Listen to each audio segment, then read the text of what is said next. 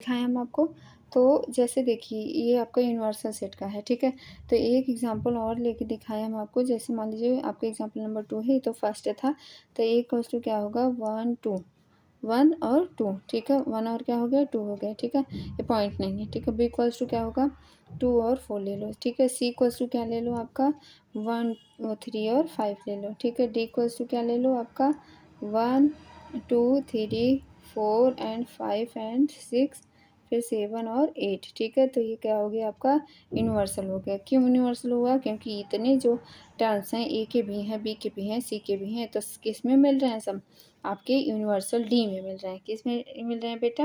Universal D में मिल रहे हैं, ठीक है? तो आपका ये यूनिवर्सल हो गया। यूनिवर्सल को आपको पता ही है कि यू से प्रदर्शित करते हैं, यू से प्रदर्शित करते हैं, ठीक है? अब स्टार्ट करते हैं 1.3, ठीक है? 1.3 में क्या होता है, जैसे एनसीईआरटी के जितने भी क्वेश्चन हैं हम आपको उसको करवाएंगे, ठीक है? रिक्त स्थानों में क्या अभी हमने क्या पढ़ा था, इसको बताइए। हमने पढ़ा था सबसेट या नॉट सबसेट, ठीक है? तो जो इस अवयव है अवयव नहीं है, ठीक है? तो देखो 3 2 3 4, 1 2 3 4, तो हाँ अवयव है, ठीक है? ए बी सी डी तो अवयव है नहीं है। तो यह आपके क्या है, आपके विद्यालय के कक्षा, तो आपके कितने विद्यार्थी कक्षा 10th के विद्यार्थी, आपके विद्यालय का एक विद्यार्थी यहाँ तो है। तो हमारे जो हमारा विद्यालय है उसमें सारे बच्चों का मतलब समुच्चय होगा ना, सारे बच्चे होंगे। तो आपके क्लास 10th की भी होंगे, 12th की भी होंगे, ठीक? और क्या इसमें क्या है, किसी समतल में स्थित एक वृत्त है। वृत्त एक समान समतल के वृत्त, उसकी त्रिज्या 1 सेंटीमीटर है।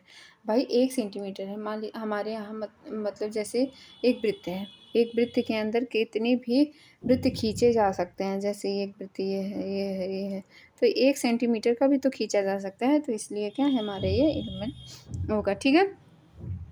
और ये देखो एक समतल में स्थित एक त्रिभुज किसी समतल के स्थित का एक आयत होता है। नहीं बेटा, आयत नहीं होगा, त्रिभुज है तो त्रिभुज ही रहेगा, ठीक है? और क्या है, एक समप्राकृतिक संख्या है, एक पूर्णांक है। तो पूर्णांक संख्या में क्या आता है, समप्राकृतिक संख्या भी आती है, ठीक है? या समप्राकृतिक संख्या में पूर्णांक भी आपका आता है, ठीक है? कुछ अब आपका जांचिए कि निम्नलिखित कथन का सत्य है या असत्य है। चलिए देखते हैं, ठीक है? तो आपका क्या है, ए बी, ठीक है? बी सी ए, भाई ये क्या है, गलत है, ठीक है? क्यों गलत है? क्योंकि इस टर्म में क्या क्या आएगा, ए सी और ये आएगा, ठीक है? ये दोनों एलिमेंट आपके मैच नहीं कर रहे हैं। ये अंग्रेजी वर्णमाला का एक स्वर है। तो अंग्रेजी वर्णमाला के आपके स्वर कितने होते हैं बेटा? ए ई आई ओ यू होता है। कितने होते हैं बेटा? ए ई आई ओ यू होता है ना, तो 5 स्वर होते हैं। तो इस तरीके से क्या हो गया, आपका राइट हो गया, ठीक है?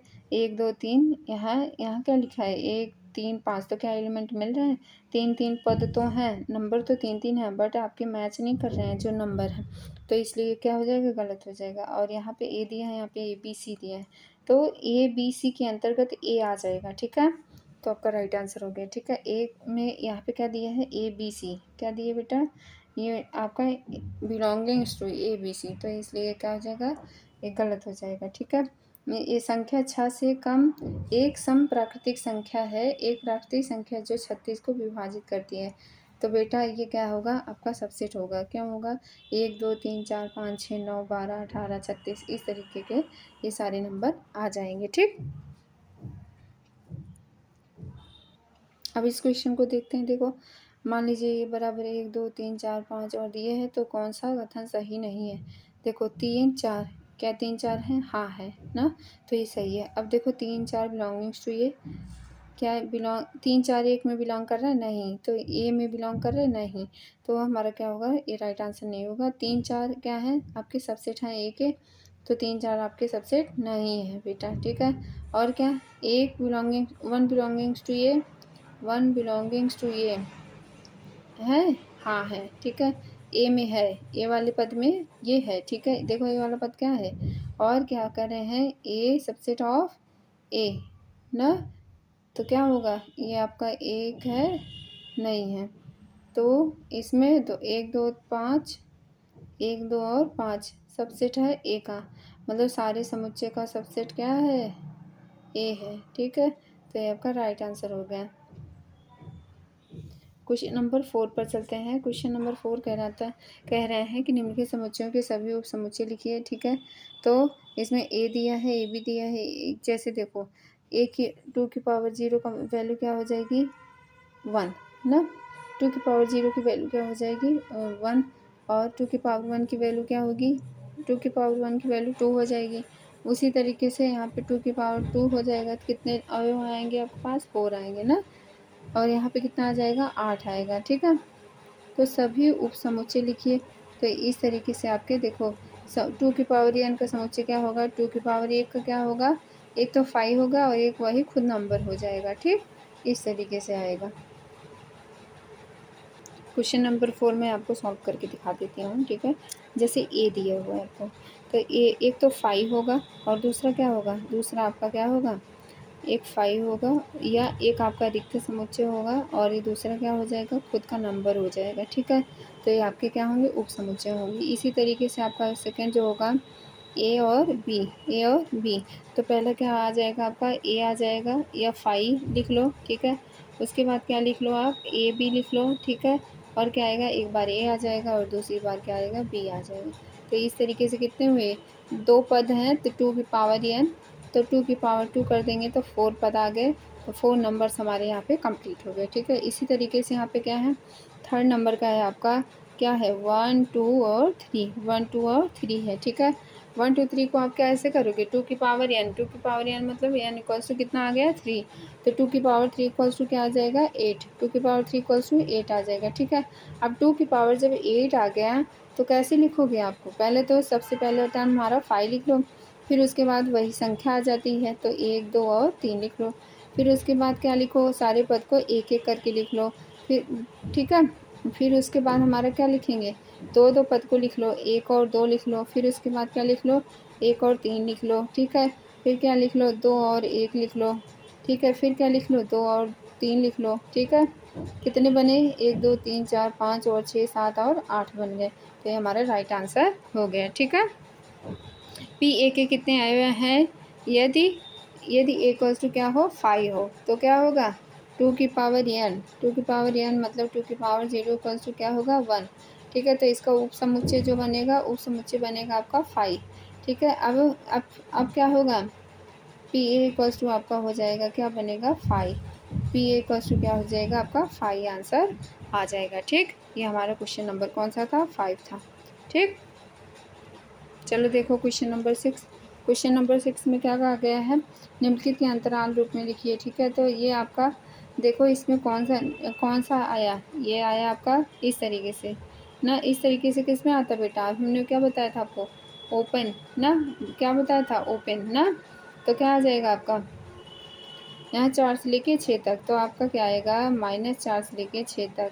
ठीक है, -4 से लेके 6 तक आएगा, और इस वाले साइन में देखो क्या है इसमें भी ओपन अंतराल आएगा, क्या आएगा ओपन अंतराल। ठीक है, और ये क्या है यहाँ पे देखो एक तो ये आया है और दूसरा ये आया है, तो किस फॉर्म का आया है 0 और आपका 7 का फॉर्म।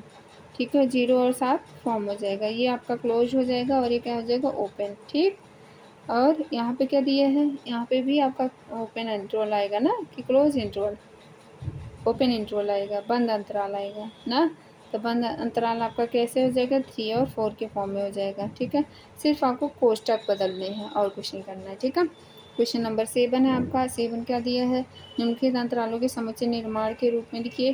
तो यहाँ -3 और 0 है, तो देखो कैसे करेंगे ए इक्वल्स टू हो जाएगा। ये क्वेश्चन नंबर आपका कितना है 7 या NCERT के भी ऑफ से करवा रहे हैं। ठीक है, तो -3 और क्या है 0 है, तो आप इसे कैसे लिख सकते हैं ए इक्वल्स टू लिख सकते हो आप एक्स बिलोंगिंग टू आर। ठीक है, जो कि -3 एक्स और कहाँ तक है 0 तक है। ठीक है, और 2 है आपका 6 और 12, तो इसे कैसे लिखेंगे 6 और 12 लिख दोगे। ठीक है, अब 6 और क्या है 6 और क्या है 6 और 12 को कैसे लिखोगे आप क्या सिंपल से एक्स एक्स इस तरीके से आर 6 एक्स और कहाँ तक 12 तक लिखेंगे। ठीक है, और तीसरे नंबर का कैसे लिखोगे, थर्ड नंबर को लिखोगे आप कैसे, थर्ड नंबर को लिखोगे आप। यहाँ पे हमारा जो दिया हुआ है 6 और 12, क्या दिया है 6 और 12, तो इसे कैसे लिखेंगे, यक्स या यक्स 6 से लेके यक्स और कहाँ तक 12 तक, ठीक है, इस तरीके से लिखेंगे। तो अब यहाँ पे थर्ड है क्या, -23 से लेके कहाँ तक 5 तक, ठीक है, तो इसको लिख देंगे डी इक्वल्स टू क्या आएगा, यक्स बिलोंगिंग्स टू आर, ठीक है, कहाँ तक जाएगा, -23 से लेके यक्स और कहाँ तक 5 तक जाएगा, ठीक है, तो ये राइट आंसर हो गया। अब क्वेश्चन नंबर हम 8 की बात करें, निम्नलिखित में से प्रत्येक के लिए आप कौन सा सार्वत्रिक समुच्चय प्रस्तावित करेंगे, समकोण त्रिभुजों का समुच्चय, ठीक, तो सभी त्रिभुजों का समुच्चय हो जाएगा, यूनियन बराबर क्या हो जाएगा, सभी त्रिभुजों का समुच्चय, सभी त्रिभुजों का समुच्चय, ठीक है, सभी त्रिभुजों का क्या हो जाएगा बेटा, ये समुच्चय हो जाएगा, ठीक है, इसे क्या बोलते हैं, यूनियन सेट या सार्वत्रिक समुच्चय बोलते हैं, ठीक है, ये तो इतना आपको पता ही है, ठीक है। क्वेश्चन नंबर 9 दिया हुआ है आपको कि समुच्चय जो है ए इक्वल्स टू इतना, बी इक्वल्स टू इतना, सी इक्वल्स टू इतना, तो इन तीनों समुच्चय ए बी सी के लिए निम्नलिखित में से कौन सा सार्वत्रिक समुच्चय होगा, मतलब जिसमें ए के भी पद, बी के और सी के पद तीनों के पद सम्मिलित हो जाएं, तो उसे कहाँ तक, देखो 0 2 4 6 और 8, यहाँ कितना 2 4 6 है और यहाँ 1 3 5 है, तो राइट आंसर हमारा क्या आएगा, 0 से लेके 1 2 3 4 5 6 7 8 9 10, ज़्यादा नंबर हो सकते हैं लेकिन उसके सारे एलिमेंट्स जितने भी हैं ए बी सी के, वो सारे एलिमेंट्स एक कहाँ मिल रहे हैं, आपके थर्ड ऑप्शन में, ठीक है, तो इस तरीके से आई होप आपको बहुत अच्छे से क्लियर हुआ होगा। तो ये हमारा 1.3 कंप्लीट हुआ। Thank you class.